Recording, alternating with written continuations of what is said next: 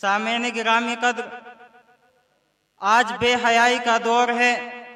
دنیا کے لوگوں کی اکثریت گناہوں کے سمندر میں غرق ہے۔ چاروں طرف فحاشی پھیلی ہوئی ہے۔ یقیناً اس کے بہت سے اسباب ہیں، مگر اس کا ایک بہت بڑا سبب بد نظری اور نظر کی بے احتیاطی بھی ہے۔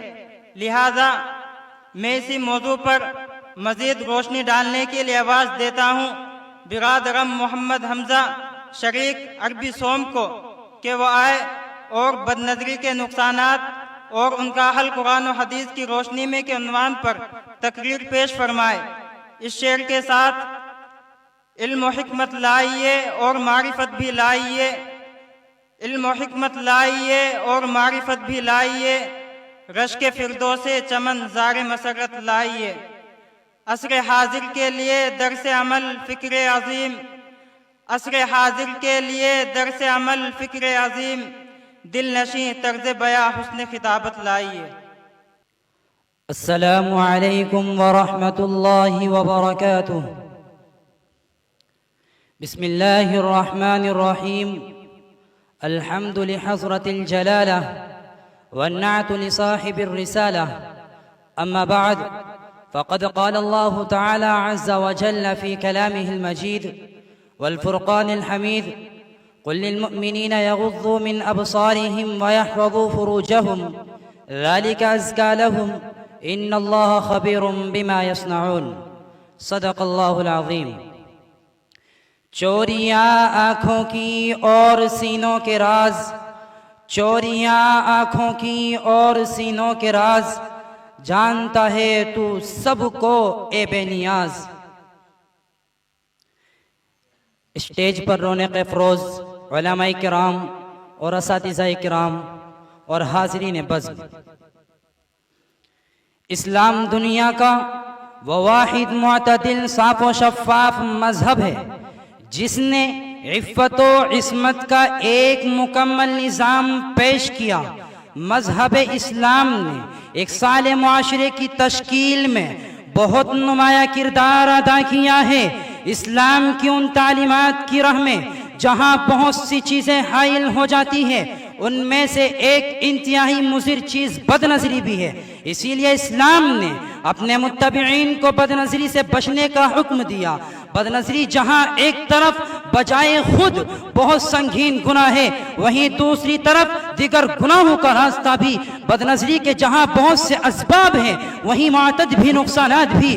چنانچہ جہاں قرآن کریم بد نظری کی شکار آنکھ کو امانت خدا بندی میں خیانت کرنے والا قرار دیتے ہوئے یعلم خائنۃ الاعین وما تخفی الصدور کہتا ہے، وہیں نبی اکرم صلی اللہ علیہ وسلم بد نظری کا نقصان زنا کی شکل میں ظاہر ہونے کا اعلان کرتے ہوئے ارشاد فرماتے ہیں: ان اللہ کتب علی ابن آدم حظه من الزنا ادرک ذلک لا محالۃ فزنا العین النظر۔ چنانچہ دوسری جگہ الترغیب والترہیب جلد نمبر 3 صفحہ نمبر 37 کے مطابق نبی اکرم صلی اللہ علیہ وسلم بد نظری کی وجہ سے چہرے کی بے نوری کا اعلان کرتے ہوئے ارشاد فرماتے ہیں: لتعضن ابصارکم او لتحفظن فروجکم او لیکسفن اللہ وجوہکم۔ حضرت علی رضی اللہ عنہ حفاظت نظر کو مد نظر رکھتے ہوئے آنکھوں کو شیطان کی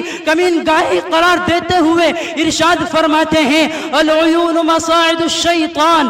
علامہ قرطبی بد نظری کا نقصان بیان کرتے ہوئے تفسیر قرطبی جلد نمبر 2 صفحہ نمبر 148 پر لکھتے ہیں کہ نگاہ دل تک رسائی کا سب سے بڑا دروازہ ہے، اس راہ سے فتنے بہت جلد اور بہت زیادہ آتے ہیں، اسی لیے نگاہ کی حفاظت کا اہتمام لازم ہے۔ علامہ ابن قیم اپنی کتاب الداء والدواء صفحہ نمبر 232 پر لکھتے ہیں کہ بد نظری کا نتیجہ دل کے شہوانی خیالات کی ابھار کی شکل میں نمایاں ہوتا ہے۔ پھر یہی خیالات بد زنا کی سمت میں انسان کا قدم بڑھاتے ہیں۔ حیا اور پاک دامنی صفحہ نمبر 44 کے مطابق علامہ واسطی بدنظری کو ذلت و خواری کا سبب قرار دیتے ہوئے ارشاد فرماتے ہیں کہ اللہ جب کسی بندے کی ذلت و خواری چاہتے ہیں تو اسے خوبصورت چہرے دیکھنے کی عادت میں مبتلا کر دیتے ہیں، یعنی بدنظری ذلت و خواری کا بنیادی سبب ہے۔ سامعین کرام، بدنظری کے نقصانات یہیں پر ختم نہیں ہوتے، بلکہ حکیم الامت حضرت تھانوی نبر اللہ مرقدہ بدنظری کا نقصان بیان کرتے ہوئے فرماتے ہیں کہ دل کا گناہ نظر بازی سے وجود میں آتا ہے۔ بہت سے لوگ غیر محرم عورتوں اور نوعمر لڑکوں کو للچائی نظروں سے دیکھتے ہیں، پھر وہ اپنی خلوتوں میں سوچ اور خیال کے ذریعے ان سے شہوت پوری کرنے کے مزے لیتے ہیں۔ یہ دل کا گناہ آنکھوں کے گناہ سے شدید تر ہے۔ شیخ الحدیث حضرت مولانا محمد زکریا صاحب رحمت اللہ علیہ بیان کرتے ہیں اور آپ بھی میں لکھتے ہیں کہ بد نگاہی سے کپڑوں میں تعفن یعنی بدبو پیدا ہو جاتی ہے۔ حضرت مولانا خلیل احمد صاحب سہارنپوری رحمت اللہ علیہ فرماتے ہیں کہ بد نظری کرنا قوت حافظہ کے لیے زیر قاتل کے مانند ہے۔ پیر طریقت حضرت مولانا پیر ذوالفقار احمد نقش بندی نبر اللہ مرقدہ نے حیا اور پاک دامنی صفحہ نمبر 54 تا 56 میں بد نظری کے 3 بڑے نقصانات کا تذکرہ کیا ہے۔ ان میں سے پہلا یہ ہے کہ انسان کے اندر نفسانی خواہشات کا طوفان اٹھ کھڑا ہوتا ہے۔ دوسرا یہ کہ دل و دماغ متفرق چیزوں میں بٹ جاتے ہیں، انسان اپنے مصالح اور اپنے منافع کو بھول جاتا ہے۔ تیسرا یہ کہ دل حق و باطل اور سنت و بدعت میں تمیز کرنے سے عاری ہو جاتا ہے، قوت بصیرت چھین لی جاتی ہے، گناہ کا کام اس کو گناہ نظر نہیں آتا۔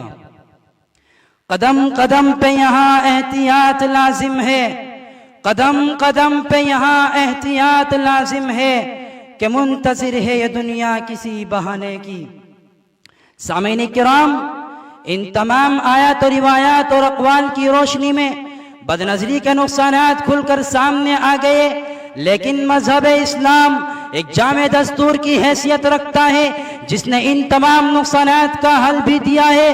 چنانچہ جب ہم ان نقصانات کے حل کے لیے قرآن کریم کا رخ کرتے ہیں تو بد نظری سے بچنے کے لیے کبھی تو قرآن کریم نگاہیں پست رکھنے کا حکم دیتے ہوئے فرماتا ہے قُلْ لِلْمُؤْمِنِينَ يَغُضُّوا مِنْ أَبْصَارِهِمْ وَيَحْفَظُوا فُرُوجَهُمْ۔ بد نظری سے بچنے کے لیے کبھی تو قرآن کریم عورتوں کو وَقَرْنَ فِي بُيُوتِكُنَّ وَلَا تَبَرَّجْنَ تَبَرُّجَ الْجَاهِلِيَّةِ الْأُولَىٰ کی تلقین کرتا ہے۔ بد نظری سے بچنے کے لیے کبھی تو قرآن کریم عورتوں کو پردے کا حکم دیتے ہوئے یدنین علیہن من جلابیبہن کا فرمان جاری کرتا ہے۔ بد نظری سے بچنے کے لیے کبھی تو قرآن کریم فاسألوہن من وراء حجاب کا حکم دیتا ہے۔ بد نظری سے بچنے کے لیے کبھی تو قرآن کریم اچھی عورتوں سے نکاح کا حکم دیتے ہوئے کہتا ہے فَانْكِحُوا مَا طَابَ لَكُمْ مِنَ النِّسَاءِ مَثْنَىٰ وَثُلَاثَ وَرُبَاع۔ بد نظری سے بچنے کے لیے کبھی تو قرآن کریم خوف خدا کا احساس دلاتے ہوئے کہتا ہے علم یعلم بأن اللہ یرا۔ بد نظری سے بچنے کے لیے کبھی تو قرآن کریم ذکر اللہ کی نصیحت کرتے ہوئے کہتا ہے ان الذین اتقوا اذا مسهم طائف من الشیطان تذکروا فاذا هم مبصرون۔ بد نظری سے بچنے کے لیے کبھی تو قرآن کریم مخالفت نفس کی تلقین کرتے ہوئے کہتا ہے والذین جاہدوا فینا لنہدینہم سبلنا۔ بد نظری سے بچنے کے لیے کبھی تو قرآن کریم نگاہوں کے غلط استعمال کو امانت خدا بندی میں خیانت کرنے والا قرار دیتے ہوئے کہتا ہے ان اللہ یأمرکم ان تؤدوا الامانات الی اہلہا۔ حاضرین بس اور آگے بڑھیے، جب ہم احادیث مبارکہ کا ذخیرہ کھولتے ہیں تو بد نظری سے بچنے کے لیے